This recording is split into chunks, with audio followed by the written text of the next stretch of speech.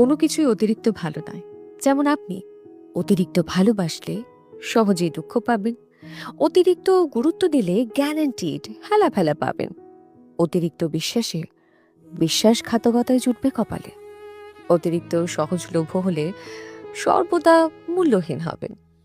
আর অতিরিক্ত ভালো হলে সবার কাছে ব্যবহৃত হবেন।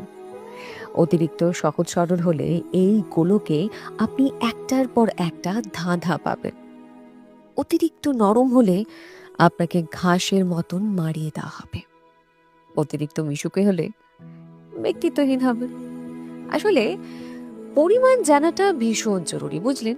কখন, কোথায়, কার কাছে এবং কতটা, এই বিষয়গুলো বুঝতে হবে।